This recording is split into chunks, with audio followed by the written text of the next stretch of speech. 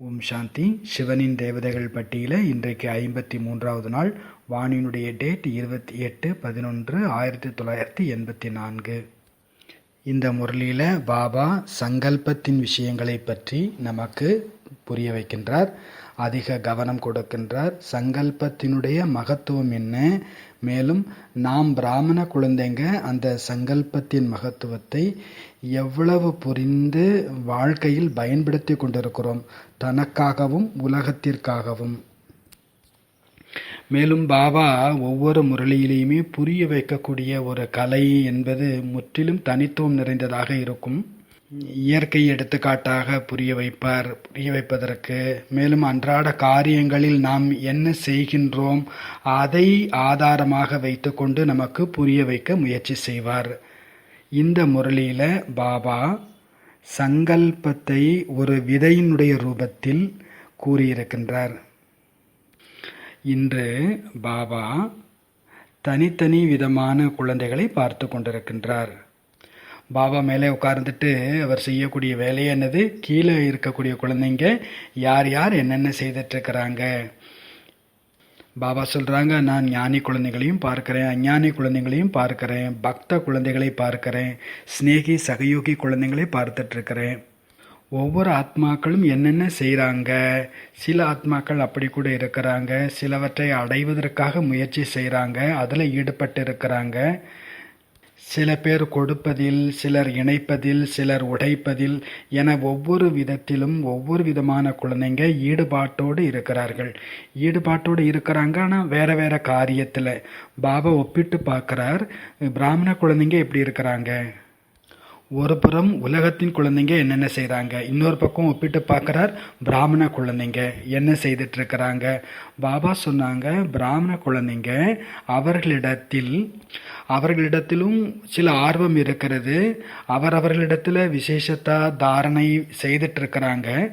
உலகத்திற்காக, எல்லைக்கு அப்பாற்பட்ட உலகத்திற்காக ஒரு விசேஷமான காரியம் செய்கிறாங்க. அதில் அவர்கள் ஈடுபாட்டோடு இருக்கிறாங்க. குழந்தைங்களிடத்தில் ஊக்க உற்சாகம் நிறைய இருக்கிறது. தன்னைத்தானே மாற்றம் செய்யணும், அதில் ஏதாவது விசேஷம் செய்யணும், நல்ல ஊக்க உற்சாகத்தினுடைய சங்கல்பம் செய்கிறாங்க.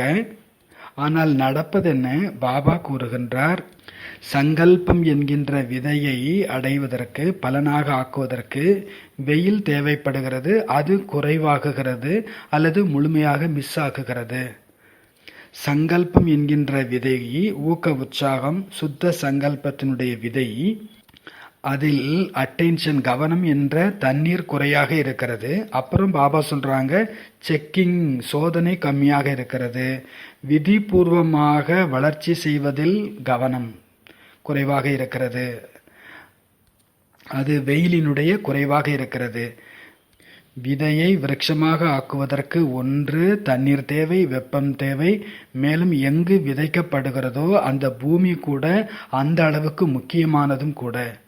நம்ம தண்ணீர் கொடுக்கலாம், வெயில் கொடுக்கலாம், ஆனால் அந்த பூமி, அந்த சூழ்நிலை எங்கு விதை இடப்பட்டிருக்கிறதோ அங்கு சூழ்நிலையே சரியில்லை என்றால், அல்லது வறண்ட பூமியாக இல்லை என்றால், உரமே இல்லை என்றால், பிறகு அந்த விதை பலன் கொடுக்கக்கூடியதாக இருக்காது அல்லவா. ஆக நம்ம இந்த டாபிக் நம்ம எடுத்துக்கொள்வோம். பாபா நமக்கு கவனம் கொடுக்கறாங்க. வெயில் மற்றும் பூமி, இந்த இரண்டு விஷயத்திற்குமே கவனம் இருக்கிறது, ஒரு சங்கல்பத்தை பலனுடையதாக ஆக்குவதற்கு. அவை என்னென்ன? எல்லாவற்றிலும் முக்கியத்துவம் நிறைந்த விஷயம், ஒரு வீட்டில் குழந்தை இருக்கிறது, சின்ன குழந்தை இருக்கிறது. அவங்களுடைய அம்மா அப்பா இருவருமே நல்ல விதமாக பாலனை கொடுக்கல. அப்பா சொல்றார், நான் என்னுடைய வேலையில் பிஸியாக இருக்கிறேன், என்னால் நிறைய நேரம் கொடுக்க முடியல. அம்மா சொல்கிறாங்க, எனக்கும் கூட நேரம் இல்லை. அப்போ குழந்தையினுடைய நிலைமை என்னவாகும்? அந்த குழந்தையினுடைய வளர்ச்சி நல்லவிதமாக இருக்காது. இன்னொரு சூழ்நிலையை எடுத்துக்கொள்வோம். தாய் தந்தை நல்ல கவனம் கொடுக்கறாங்க, ஆனால் அந்த குழந்தை யாருடைய சூழ்நிலையில் வளர்ந்து கொண்டிருக்கிறது, நட்புகளில் வளர்ந்து கொண்டிருக்கிறது, அது சரியில்லை என்றாலும் கூட குழந்தை சச்சரவை சந்திப்பதற்கு வாய்ப்பு இருக்கிறது. இன்றைய காலங்களில் சூழ்நிலை எப்படி இருக்கிறது? எல்லோரையும் மனதை சஞ்சலப்படுத்துவது என்னவாக இருக்கிறது? மொபைலாக இருக்கிறது. எல்லாருக்குமே எக்ஸ்பீரியன்ஸ் உண்டு. இன்றைக்கு விஞ்ஞானத்தினுடைய வளர்ச்சி, அது சிஸ்டமாக இருக்கட்டும், மொபைலாக இருக்கட்டும், பல விதத்தில் மனதை சஞ்சலப்படுத்தக்கூடியதாக இருக்கிறது. நம்ம சங்கல்பம் பண்ணுறோம், அட்டென்ஷன் கொடுக்குறோம், விதியும் செட் பண்ணியிருக்கிறோம். ஆனால் இந்த சூழ்நிலையானது மொபைல் மாதிரியான டிஸ்ட்ராக்ஷன் இதன் காரணமாக தேவைப்படக்கூடிய அந்த சங்கல்பத்தினுடைய பலன் கிடைக்காமல் இருக்கிறது. சூழ்நிலையில் பலவிதமான சூழ்நிலைகள் இருக்கின்றன. சுற்றி இருக்கக்கூடிய மனிதர்களாக இருக்கலாம், அல்லது பொருட்களாக இருக்கலாம், அது பணமாக இருக்கலாம், வீடாக இருக்கலாம், மொபைலாக இருக்கலாம். இவற்றில் மிக முக்கியமானது மொபைலினுடைய பயன்பாடு தான் அதிக மனதை திசை திருப்பும் விஷயமாக இருக்கிறது. பாபா கூட நமக்கு இது பற்றி என்ன சொல்கிறாங்க? கவனம் என்றால் என்ன, அட்டென்ஷன்னா என்ன? ஒரு 10 செகண்டுக்கு நம்ம எல்லாருமே நம்முடைய கண்ணை மூடி இருப்போம். எங்கே நீங்கள் உட்கார்ந்துருக்கிறீங்களோ, கீழே தரையில் விரிப்பாலாக இருக்கலாம், அல்லது சோஃபாவில் இருக்கலாம், அதை டச் பண்ணுங்கள், அதை ஃபீல் பண்ணுங்கள். இது எவ்வளோ ஸ்மூத்தாக இருக்குது, எவ்வளோ ரஃப்பாக இருக்குது, அதை நீங்கள் கொஞ்சம் ரியலைஸ் பண்ணுங்கள், ஃபீல் பண்ணுங்கள். நான் எதில் உட்கார்ந்துருக்கிறேனோ அதை டச் பண்ணி ஃபீல் பண்ணுங்கள். கொஞ்ச நேரத்துக்கு உங்களை சுற்றி வரக்கூடிய சப்தங்களில் கவனம் கொடுங்க. சரிதானே? ஓம் சாந்தி. இப்போ கொஞ்ச கணத்துக்காக நம்முடைய முழு ஃபோக்கஸ், ஒருங்குவிப்பு எதில் இருந்துச்சு? ஃபோக்கஸ் எதில் இருந்துச்சு? ஒரே ஒரு விஷயத்தில் வந்துவிட்டது. அதுதான் கவனம், அதுதான் ஃபோக்கஸ், ஒருமுக குவிப்பு. திரும்ப திரும்ப இந்த விஷயம் என்னவாயிடுது? டிஸ்ட்ராக்ஷன் ஆகிடுது. நம்ம ஏதாவது வேலை செய்கிறோம், மொபைலில் நோட்டிஃபிகேஷன் வருது, உடனே கவனம் அங்கே போயிடுது. இதன் மூலமாக என்னவாயிடுது? நம்முடைய மூளை அது அதிக வேலை செய்வதற்கான அழுத்தம் கொடுக்கின்றது. ஒரு சின்ன எடுத்துக்காட்டு பார்ப்போம். நீங்கள் உணவு சமைக்கிறீங்க, நீங்கள் ஸ்டவ்வை நீங்கள் ஆன் பண்ணிட்டீங்க, ஒரு பாத்திரமும் வச்சுட்டீங்க, கொஞ்சம் சூடாகுது, அதில் கொஞ்சம் எண்ணெய் ஊற்றுறீங்க, அப்புறம் ஏதாவது செய்கிறதுக்காக ஆரம்பிக்கிறீங்க. திடீர்னு உங்கள் மொபைலில் ஏதோ ஒரு நோட்டிஃபிகேஷன் வருது. உங்கள் கவனம் எங்கே போயிடுது? செல்லை பார்க்குறீங்க, ஒரே ஒரு செகண்ட் பார்க்குறீங்க. அப்புறம் அடுப்பில் எதுவும் தீஞ்சிடக்கூடாதுங்கிறதுக்காக ஸ்டவ் ஆஃப் பண்ணுறோம், மொபைலை பார்க்குறோம், 1 நிமிஷம் 2 நிமிஷம், திரும்ப ஸ்டவ் ஆன் பண்ணுறோம். திரும்பவும் அந்த சமையல் வேலை ஆரம்பமாகுது, கொஞ்சம் சூடாகுது. ஏன்னா முதல்ல ஆஃப் பண்ணதுனால கூல் ஆகிடுச்சு. இப்போ கரம் ஆகிறதுக்கு, சூடாகிறதுக்கு லேட் ஆகுது. பிறகு திரும்பவும் செல்லிலேருந்து ஒரு நோட்டிஃபிகேஷன் வருது. அப்புறம் திரும்பவும் ஸ்டவ் ஆஃப் பண்ணுறீங்க, மொபைல் பக்கம் போகிறீங்க, செக் பண்ணுறீங்க, 2 நிமிஷம் ஆச்சு. அப்போ மொபைல் பக்கம் போகும்போதெல்லாம் நீங்கள் ஸ்டவ் ஆஃப் பண்ணுறீங்க, திருப்பி வரும்போது திருப்பி ஆன் பண்ணுறீங்க. இப்படி செய்துக்கிட்டே இருக்கும்போது அந்த உணவு சமைக்கப்படுவதற்கு எவ்வளவு நேரம் ஆகும்? அதிக நேரம் ஆகும் இல்லையா? அதே சாப்பாடு தான் நம்ம 20 நிமிஷத்தில் 30 நிமிஷத்தில் முடிஞ்சிருக்க வேண்டியது 1 மணி நேரம் கூட ஆகிடும். ஏன்னா திரும்ப திரும்ப நம்ம ஆஃப் பண்ணிகிட்டே இருக்கிறோம். இங்கே கூட என்ன நடக்குது? எப்போவெல்லாம் மனம் டிஸ்ட்ராக்ட் ஆகுதோ, மனம் சிதறடிக்கப்படுதோ, ஒரு புத்தகம் படிக்கலாம், ஏதோ ஒரு காரியம் செய்கிறேன், அதில் திரும்பி திரும்பி மனம் சிதறும் பொழுது அதில் மனசு அதில் சுவிட்ச் ஆஃப் ஆகிடுது, திரும்பி வருது, திரும்பவும் மீண்டும் ஆரம்பம் செய்கிறோம். அப்போது நம்ம கொஞ்ச நேரத்தில் செய்ய வேண்டிய வேலையானது நீண்ட நேரம் எடுத்துக்கொள்வது. மூளையும் கூட அதிக வேலை செய்ய வேண்டியிருக்கிறது. மல்டி டாஸ்கிங் என்பது மூளைக்கு நல்லது இல்லை. இது புதிய ஆராய்ச்சியில் கண்டுபிடிக்கப்பட்டுள்ளது. மல்டி டாஸ்கிங் இஸ் எ லை, அது ஒரு பொய் அப்படின்னு சொல்லப்படுது. அது ஹெல்த்தியானது இல்லை. நீங்கள் ஒரு நேரத்தில் ஒரு விஷயத்தில் தான் கவனம் கொடுக்கலாம். ரெண்டுலேயுமே கவனம் கொடுத்தா ரெண்டுமே சரி இருக்காது. ஒரு சின்ன பரிசோதனை செய்வோம் இது மீது. அறிவியலில் ஒரு வார்த்தை இருக்குது, நியூரோபிளாஸ்டிசிட்டி அப்படின்னு நம்ம சொல்கிறோம். ஒரு வேலையை நம்ம திரும்பி திரும்பி செய்யும் பொழுது நம்முடைய நியூரான்ஸ், நம்முடைய பிரெயினில் இருக்கக்கூடிய நர்வ்ஸ் ஒன்று மற்றொன்றோடு இணைய ஆரம்பிக்கின்றது. அந்த காரியத்தோடு அது இணைக்கப்படுகிறது. இப்பொழுது நம்ம பிரெயினை எப்படி யூஸ் பண்ணுறோமோ அப்படி நெட்வொர்க் அமைகிறது. எப்படி நீங்கள் சொல்கிறீங்களோ அப்படி தான் உருவாகும். திரும்ப திரும்ப ஒருமுகப்படுத்துறதுல கவனம் கொடுத்தா நெட்வொர்க் அப்படித்தான் அமையும். அதாவது மூளையினுடைய நியூரான்ஸ். திரும்ப திரும்ப மனச்சிதறல்களில் நீங்கள் போயிட்டு இருந்தீங்கன்னா உங்களுடைய மூளையினுடைய நியூரான்ஸ் அப்படித்தான் அமைக்கப்பட்டு விடும். இப்போ ஒரு ஆக்டிவிட்டி நம்ம ஒன்று செய்ய போகிறோம். எல்லார் கையிலையும் பேப்பர் பேனா வந்துடுச்சு. முதல்ல பாக்ஸ் பண்ணுவோம். போர்டில் காண்பிக்கப்பட்ட மாதிரி எழுதிப்போம். நம்ம பாக்ஸ் பண்ணிவிட்டு நடுவில் ஒரு கோடு போட்டுக்கலாம். அதாவது கட்டங்கட்டமாக நம்ம வந்து பேப்பரில் எழுதிக்கலாம், வரைஞ்சிக்கலாம். ஒரு சின்ன கால அட்டவணை போல் நம்ம ஒரு டேபிள் மாதிரி நாம் வந்து கோடு போட்டுக்க போகிறோம். இப்போ நம்ம ஒரு வாக்கியம் எழுத போகிறோம். எடுத்துக்காட்டுக்கு, நான் ஒரு பரம பவித்ர ஆத்மா. இதை வந்து நீங்கள் மேலே உள்ள கட்டத்தில் எழுதிக்கணும். நான், இன், ஓ, ரு, ப, வி, இத்திர, ஆத்மா. ஒரு எழுத்தையும் ஒரு கட்டத்தில் போட்டுடணும். மேலே உள்ள கட்டத்தில் அந்த சென்டென்ஸ் எழுதிடணும். அப்புறம் கீழே உள்ள கட்டத்தில் நான் அப்படிங்கிற வார்த்தைக்கு கீழே 1, இன் அப்படின்ற இந்த எழுத்துக்கு கீழே 2, ப அப்படின்ற எழுத்துக்கு கீழே 3, வி அப்படிங்கிற எழுத்துக்கு கீழே 4. இப்படி மேலே வந்து நான் பவித்ர ஆத்மான்னு எழுதிடக்கூடாது. நான் அப்படின்னு எழுதிட்டு கீழே 1, இன் அப்படின்னு எழுதிட்டு கீழே 2, அப்புறம் ஓ அப்படின்னு எழுதிட்டு அப்புறம் 3, ரூ அப்படின்னு எழுதிட்டு கீழே 4. இப்படி மாற்றி மாற்றி எழுத்தையும் எண்ணையும் நம்பரையும் மாறி மாறி எழுதணும். அடுத்தது நான் ஒரு பரம பவித்ர ஆத்மான்றதை கீழே நம்பர் எழுதாமல் வெறுமனே சென்டென்ஸாக மட்டும் எழுதுங்க. கீழே நம்பர் தேவையில்லை. வெறுமனே நான் ஒரு பரம பவித்ர ஆத்மா எழுதி முடிச்சிருங்க.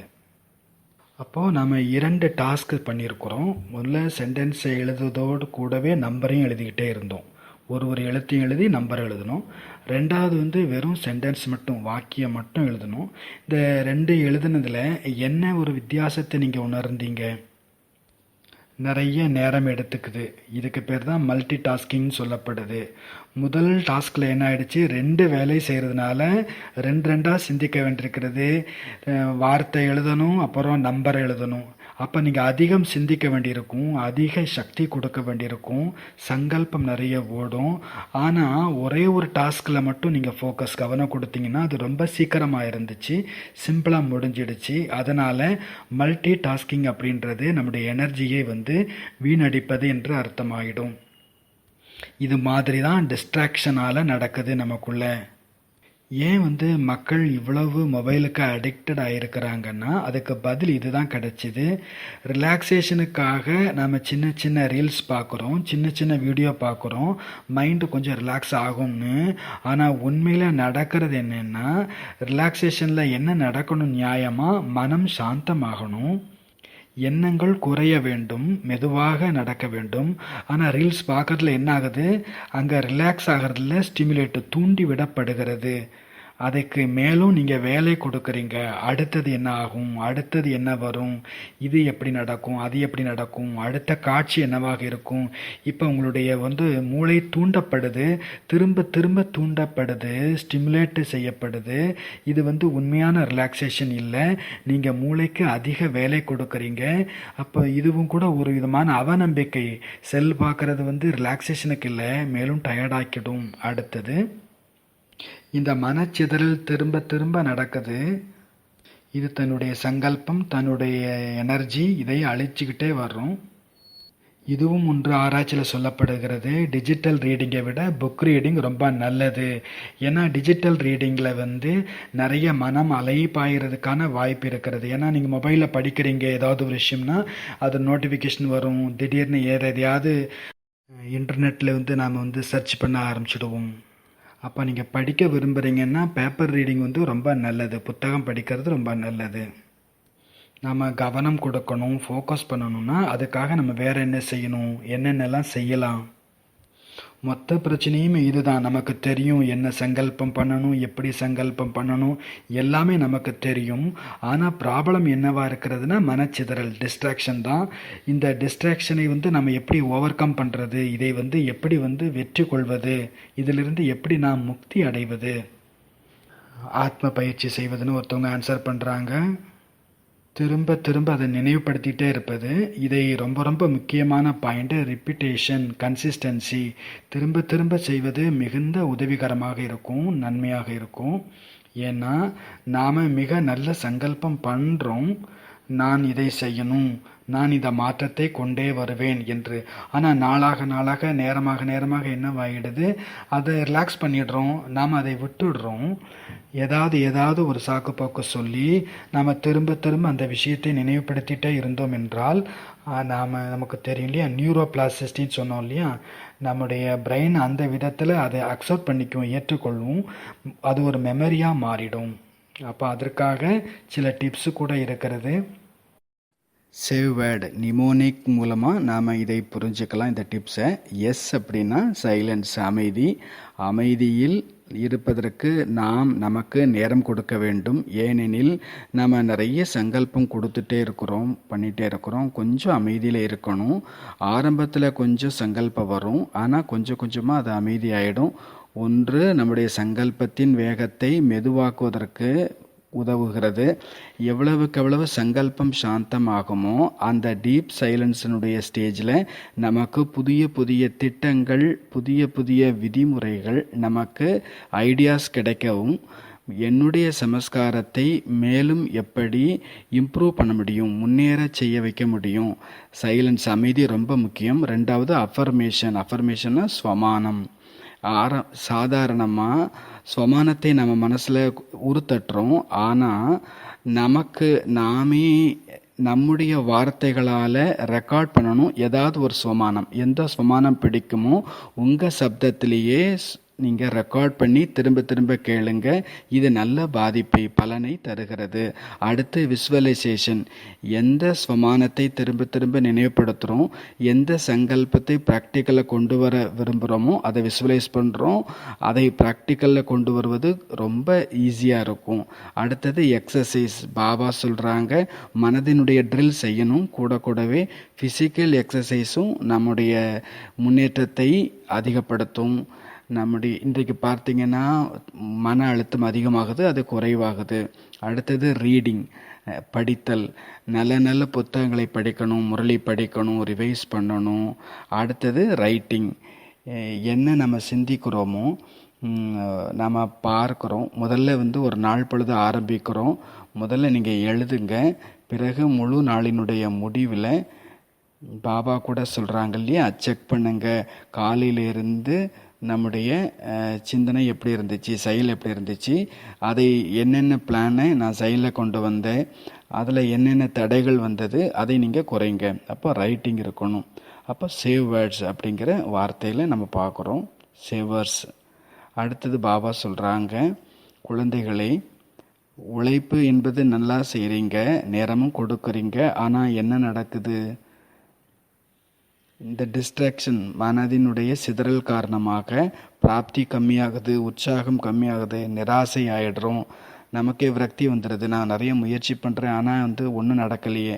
நம்ம நடக்கிறோம், செய்கிறோம், ஆனால் எவ்வளவு குஷி ஏற்பட வேண்டுமோ அவ்வளவு குஷி ஏற்படுறது இல்லை. கொஞ்ச நேரம் குஷியாக இருக்கிறோம், ஆனால் குஷியில் நடனமாடிட்டே இருக்கணும், அப்படி இருக்கிறது இல்லை ஸ்திதி இல்லையா. அப்புறம் பாபா சொல்கிறாங்க, திருப்தி என்பது இருக்கத்தான் செய்து அதிக பேருக்கு அதிக நேரத்தில், ஆனால் விஷயங்கள் வரும் பொழுது அதிருப்தியினுடைய அலைகளும் பரவி விடுகிறது. அப்புறம் பாபா சொல்கிறாங்க, மொழி கூட நல்ல பொய்ட்டிக்காக இருக்கும், பாபாவுடைய வார்த்தைகள் கூட.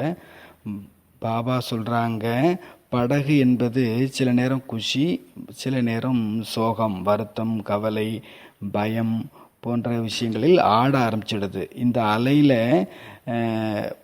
படகை சில சமயம் அசைக்குது, சில சமயம் ஓட்டுது, சில சமயம் குஷி ஓட்டுது, சில சமயம் சோகம் அசைக்குது. ஆக பாபா நமக்கு சொல்கிறாங்க, அவங்க ஆடிக்கொண்டே இருக்கிறாங்க.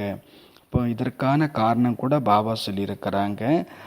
அதிக நேரம் நீங்கள் குஷியாக இருக்கிறீங்க, திருப்தியாக இருக்கிறீங்க, ஆனால் அவ்வப்பொழுது அதிருப்தி, உதாசீனம் வருவதற்கும் காரணம் சொல்லியிருக்கிறாங்க.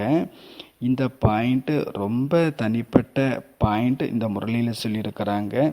ஞானம் என்பது சகஜம்தான். அதில் பாபா சொல்கிறார், யோகாவும் கூட சகஜம்தான். ஆனால் மற்றபடி முரளியில் என்ன வரும், யோகாவில் சொல்லுவாங்க, பாபாவுடைய நினைவில் குழந்தைங்களுடைய நினைவு என்பது கொஞ்சம் வலிக்கிடுறாங்க. ஆனால் இன்னைக்கு முரளியில் என்ன சொல்கிறாங்க, ஞானமும் சகஜம், நினைவும் சகஜம், ஆனால் சம்பந்தம் தொடர்பு, அதில் குழந்தைங்களுக்கு சிரமங்கள் ஏற்படுகிறது.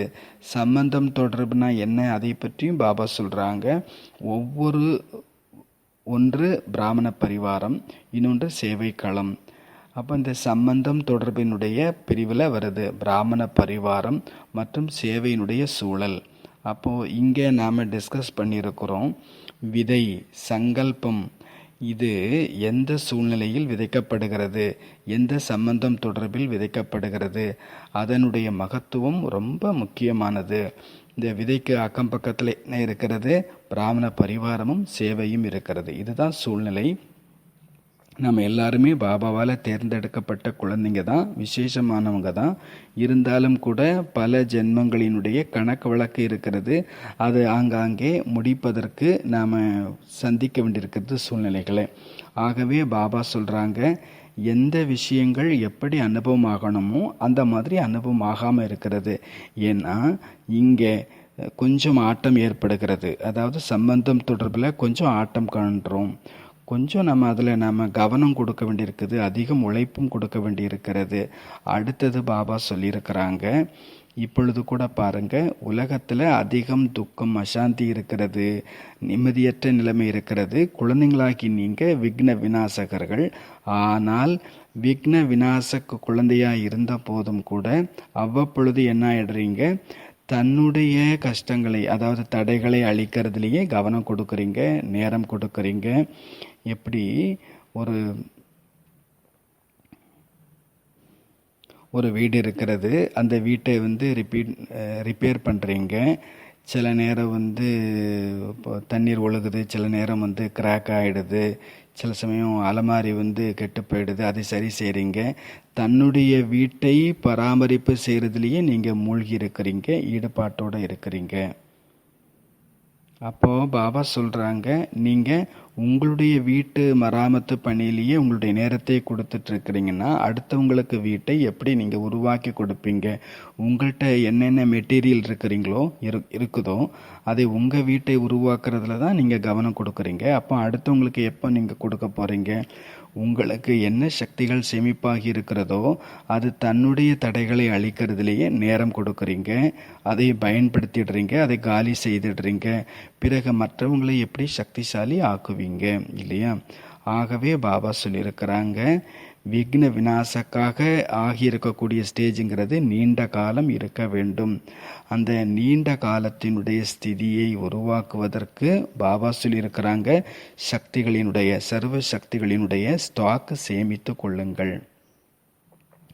சக்திகளை அமிர்த வேளையிலிருந்து பாபாட்டிருந்து, மாலை பொழுது யோகாவிலிருந்து பாபாட்டிருந்து தன்னுடைய மனம் புத்தியை இணைத்து சக்திகளை நாம் ஸ்டாக் சேமித்து கொள்கிறோம். ஆனால் நிகழ்வது என்ன, அந்த சேமிக்கப்பட்ட அந்த பாத்திரத்தில் ஓட்டை விழுந்துருது, துளை விழுந்துருது.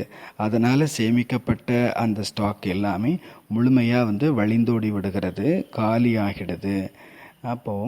இப்போ நம்ம புரிஞ்சிக்க வேண்டிய விஷயம் என்னென்னா, நாம் மொபைலினுடைய டிஸ்ட்ராக்ஷன் கூட பார்த்தோம். அதுபோல் இந்த ஒரு டிப்ஸு கூட இருக்கிறது, டிஜிட்டல் ஹைஜீன் அதுன்னு சொல்கிறோம். அதாவது எப்படி தன்னை தானே எப்படி அந்த மொபைல் ஸ்க்ரீனில் இருந்து தன்னை பாதுகாத்து ஆரோக்கியமாக வச்சுக்கிறது. அதுக்கு நிறைய டிப்ஸு சொல்லப்படுது. தூங்குறதுக்கு 1 மணி நேரத்துக்கு முன்னால், அப்புறம் எந்திரிச்சு 1 மணி நேரம் வரைக்கும் அதிலிருந்து தூரமாக இருக்கணும். குறைஞ்சது 5 அடி 10 அடி தள்ளி வைங்க தூங்கும்போது, அதனுடைய வைப்ரேஷன் உங்களுடைய பாடியில் படக்கூடாது. இப்படி சில டிப்ஸ் எல்லாம் உலகத்தில் சொல்கிறாங்க. சாப்பிடும் பொழுது மொபைலை உங்கள் பக்கத்தில் வைக்காதீங்க, டைனிங் டேபிள் பக்கம் வைக்காதீங்க. அடுத்தது இன்னொரு டிப்ஸு கூட இருக்கிறது, மொபைல் ஃபாஸ்டிங் அப்படின்னு சொல்லப்படுது, மொபைல் விரதம் அப்படின்னு சொல்லப்படுது. வாரத்தில் 1 நாள் உபவாசம் இருக்கிறாங்களே சாப்பிடாம, அதை மாதிரி வாரத்தில் 1 நாள் மொபைல் ஃபாஸ்டிங், மொபைலை தொடாமல் இருக்கிறதுக்கு ப்ராக்டிஸ் பண்ணுங்க. அப்படி நீங்கள் செய்ய முடியும். ஏதாவது எமர்ஜென்சி இல்லை அப்படின்னா வாரத்தில் 1 நாள் குறைஞ்சது மொபைல் ஃபாஸ்டிங் பண்ணலாம். நோட்டிஃபிகேஷன் வருதுன்னா ஆஃப் பண்ணி வைக்கலாம். சில மணி நேரத்துக்காகவாவது, முழு நாள் முடியாட்டாலும் கூட குறைஞ்சபட்சம் ஒரு சில மணி நேரத்துக்காவது செய்யலாம். அப்போ அதில் நிறைய லாபம் இருக்கும். அந்த நேரத்தை நீங்கள் சைலன்ஸுக்காக பயன்படுத்தி கொள்ளலாம். எவ்வளவுக்கவ்வளோ நம்ம அமைதியில் போகலையோ அவ்வளோக்கவ்வளோ தன்னுடைய உண்மையான சோதனையை செய்யவே முடியாது. நம்ம இப்போதைக்கு சோதனை செய்கிறோம் கான்சியஸ் லெவலில், அது ரொம்ப மேலோட்டமாக இருக்கிறது, அதில் நிறைய கலப்படமும் இருக்கிறது. ஏன்னா நம்முடைய ஐடியாவையும் கருத்துக்களையும் அதில் கலந்துடுறோம். ஆனால் ஆழமான சைலன்ஸில் இருக்கும்போது தான் உண்மை நிலவரம் நமக்கு தெரியும். என்னவா இருக்கிறேன், என்ன நடந்துட்டுருக்கிறது. ஏன்னா அந்த நேரத்தில் நம்ம சாட்சி ஆகிடுறோம். நம்முடைய ரோலில் இருந்து நம்ம டிட்டாச் ஆகிடுறோம், விடுபட்டுடுறோம், முழுமையான சாட்சி ஆகிடுறோம். அப்போது உண்மையான கிளாரிட்டி கிடைக்கும், செக்கிங் நடக்கும். அடுத்ததாக பாபா நமக்கு சொல்லியிருக்கிறாங்க. கடைசியில் பாபா 2 விஷயங்கள் ஸ்பெஷலாக கொடுத்துருக்குறாங்க. ஒன்று அஞ்ஞானிகள் குழந்தைகளுக்காக, அடுத்தது அஞ்ஞானி குழந்தைகள், அப்புறம் ஞானி குழந்தைங்க. அஞ்ஞானி குழந்தைங்க அவங்க சீட்டு பிடிக்கிறதுல, சீட்டை கொடுக்கறதுல அவங்களுடைய நேரமெல்லாம் போயிட்டே இருக்கிறது. நாற்காலி பிடிக்கிறது, நாற்காலி கொடுக்கறது. முதல் வகுப்பில் கூட டிஸ்கஸ் பண்ணியிருந்தோம். நாம் சில பொசிஷனை பிராப்தியாக பெறுகிறோம். அதன் மீது தான் நம்முடைய முழு கான்சன்ட்ரேஷன் கவனம் இருக்கிறது. ஆனால் பிராமண குழந்தைங்களுக்கு சீட் எல்லாருக்குமே பாபா கொடுத்துட்டாங்க. ஆனால் அதில் செட் ஆகிறதுல கொஞ்சம் சிரமம் ஏற்படுது, அதுலேயே நேரம் போகுது. நான் எனது சுவமானத்தினுடைய சீட்டில் எப்படி சதா காலத்திற்கு செட் ஆகி இருப்பது, இதில் தான் குழந்தைங்க ஈடுபட்டிருக்கிறாங்க, பிராமண குழந்தைங்க. அடுத்தது பாபா சொல்கிறாங்க, சயின்ஸ் சாதனங்கள் படைக்கப்பட்டு கொண்டு இருக்கிறது. விநாசத்துக்காக எல்லாமே சாதனங்கள் படைக்கப்படுது. அவங்களுடைய வாழ்க்கை கூட மிகுந்த கேள்விக்குறியான நிலையில் இருக்கிறது. அடுத்து என்னாக போகிறது அவங்களுக்கு கூட தெளிவில்லை, உருவாக்கிட்டு இருக்கிறாங்க. ஆனால் இதெல்லாம் எப்போ முடிய போகுது அவங்களுக்கு தெரியல. கேள்வியின் நோக்கித்தான் அவங்களுடைய பாதை, அவங்களுடைய வாழ்க்கை போயிட்டுருக்கிறது. உலகம் தன்னை காப்பாற்றணுங்கிறதுல கவனம் கொடுக்குறாங்க. குழந்தைங்க இப்போது பிரத்யக்ஷத்தாவினுடைய குடியேற்றத்தில் ஈடுபட்டு இருக்கிறீங்க. இந்த விதத்தில் பாபா சங்கல்பத்திற்கு கவனம் கொடுக்குறாங்க. எப்படி நம்முடைய வாழ்க்கையில் சரியான விதத்தில் சங்கல்பத்தை எப்படி அந்த விதையை விதைக்கிறோம், அதை எப்படி பலனுடையதாக ஆக்குவது, அதில் அதிகம் ஃபோக்கஸ் பாபா கொடுக்க சொல்கிறாங்க. மிக நல்ல சென்டென்ஸ் சொல்லியிருக்கிறாங்க. இதில் எப்படி நீங்கள் விதை ரூபமான பாபாவுடன் சக்திகளினுடைய அந்த பலத்தை நிறைச்சிப்பீங்களோ அப்பொழுது தான் பலனுடையதாக மாறும். அதற்காக பாபா இன்னொரு கண்டிஷன் விதியும் சொல்லியிருக்கிறாங்க. நீங்கள் எப்போ விதை ரூபமாக இருப்பீங்களோ அப்போ தான் விதை ரூபமான பாபாவோடு தொடர்பு கொள்ள முடியும், கனெக்ட் ஆக முடியும். ஆக சாரத்தில் நாம் இருக்க வேண்டும். அங்கேயும் கூட நம்முடைய கவனம் ரொம்ப ஜாஸ்தி கொடுக்க வேண்டும். எதுவரை நாம் நம்மில் கவனமாக இல்லையோ, நம்முடைய சங்கல்பத்தில் கவனமாக இல்லையோ, அதுவரை நாம் மனச்சிதறல் உடையவராக இருப்போம். வெளியில் உள்ள சாதனங்கள், சமஸ்காரங்கள், பழைய சிந்தனைகள், இவற்றால் மனச்சிதறல் ஏற்பட்டுட்டே இருக்கும். பாபா கண்டிஷன் வைத்திருக்கிறாங்க. நீங்கள் விதை ரூபத்தினுடைய ஸ்திதியில் இருந்து விதை ரூபமான பாபாட்ட கனெக்ஷன் வைங்க. அப்போ சக்தி நிறையும். உங்களுடைய சங்கல்பத்தில் சக்தி நிறையும் பொழுது அதற்குரிய பலனும் கிடைக்கும். ஆக இன்றைக்கான ஹோம்ஒர்க் என்னவெனில், முதல் ஹோம்ஒர்க் நம்முடைய பாவனையினுடைய அலைகளை பார்க்க வேண்டும். ஒரு சூழ்நிலை வருது, அதில் நீங்கள் ரொம்ப ரிலாக்ஸாக இருக்கிறீங்க, குஷியாக இருக்கிறீங்க. ஆனால் திடீர்னு ஒரு சூழ்நிலை வருது, யாராவது எதாவது சொல்லிடுறாங்க அல்லது ஏதாவது ஒரு சுச்சுவேஷன் ஏற்பட்டுடுது, அதில் நீங்கள் டிஸ்டர்ப் ஆகிட்டீங்க, தொந்தரவு அடைஞ்சிட்டீங்க. அந்த சுச்சுவேஷனை ஒரு முறை திரும்பவும் நாம் பார்க்கணும், புரிஞ்சுக்கணும். இப்படி ஏன் நடந்தது, என்ன செய்திருந்தால் அந்த சிச்சுவேஷனில் நாம் நம்முடைய குஷி நிலையாக இருந்திருக்கும். ஏன்னா அந்த சிச்சுவேஷன் சூழ்நிலை வருவதற்கு முன்னால் நான் ரொம்ப குஷியாக தான் இருந்தேன். ஆனால் ஒரு சூழ்நிலை வந்துச்சு, ஒரு மனிதனோ ஒரு சூழ்நிலையோ காரணமாக இருந்தது என்னுடைய குஷி காணாமல் போகிறதுக்கு. அந்த நேரத்தில் என்ன நடந்தது துல்லியமாக, என்னுடைய குஷியை நிலையாக வைத்திருக்கிறதுக்கு என்ன செய்திருந்திருக்க முடியும். இது நமக்கான ஹோம்ஒர்க். நம்முடைய பாவனையினுடைய அலைகளை செக் பண்ணணும். இரண்டாவது ஹோம்ஒர்க் பாபா சொல்லியிருக்கிறாங்க, சகஜம், நினைவும் ஞானமும் சகஜம். அப்போது சகஜத்தாவினுடைய ரகசியத்தை புரிஞ்சுக்கணும். ஞானம் சகஜம், நினைவு சகஜம். ஆனால் குழந்தைங்க சம்பந்தம் தொடர்பில் சிரமங்களை சந்திக்கிறாங்க. இந்த டாப்பிக்கில் ஹோம்ஒர்க் என்ன இருக்கிறது அப்படின்னா, ஏதாவது ஒரு உறவு முறை அல்லது யாராவது ஒரு மனிதர் நீங்கள் அவங்கள செலக்ட் பண்ணிக்கோங்க. அவங்களிடத்தில் அதிகம் ஆக்கர்ஷணம் ஏற்படுது, அதிகம் குழப்பம் ஏற்படுகிறது. அந்த மனிதர், அந்த தொடர்பு, அதில் நாம் குழப்பத்தில் வர்றோம். அந்த ஆத்மாவுக்கு பாபாவுடைய பார்வை கொடுக்கணும். பாபா அந்த குழந்தையை எப்படி பார்க்குறாங்கன்னு பார்க்கணும். நான் என்னுடைய கண்ணோட்டத்தில் பார்க்கும் பொழுது தான் டென்ஷன் வருது. ஆனால் அந்த ஆத்மாவை பாபாவுடைய கண்ணோட்டத்தில் பார்க்கணும். பாபா அந்த ஆத்மாவை எப்படி பார்க்குறாங்க அப்படி பார்க்கணும். அடுத்து அந்த ஆத்மாவிற்காக யாருமே மோசமானவங்க அப்படி கிடையவே கிடையாது. யாருமே எனக்கு பயனில்லாதவங்க அப்படி கிடையாது. அவங்கள்ட்ட ஏதாவது நல்ல விஷயங்கள் இருக்கத்தான் செய்யும். கண்டிப்பாக கிடைச்சிருக்கும். ஒவ்வொருத்தர்ட்டேருந்து நமக்கு நல்ல விஷயங்கள் கிடைச்சிருக்கும். அப்போது நாம் சிந்தனை செய்து பார்க்கணும். அந்த மொமெண்ட்டை நினைவு பண்ணுங்க, நேரத்தை நினைவு பண்ணுங்க. அவங்கள்ட்டேருந்து எனக்கு என்ன நல்லது கிடைச்சிருந்தது, அந்த நன்மையை நீங்கள் எழுதிக்கோங்க. அந்த ஆத்மாட்ட என்ன விசேஷத்தாக இருக்கிறது, அந்த விசேஷத்தாவை எழுதுங்க. இரண்டாவது ஹோம்ஒர்க் புரிஞ்சிடுச்சா? எந்த உறவு முறை, எந்த மனிதர்களிடம் நாம் பிரச்சனைகளை சந்திக்கிறோம், ஈர்ப்பு சந்திக்கிறோம், அந்த மனிதரை பாபாவுடைய கண்ணோட்டத்தில் பார்க்கணும்.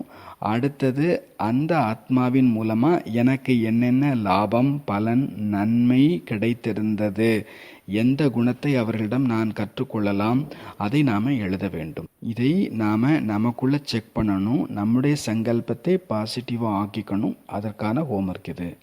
நல்லது. ஓம் சாந்தி. நல்லது. ஓம் சாந்தி. நல்லது. ஓம் சாந்தி.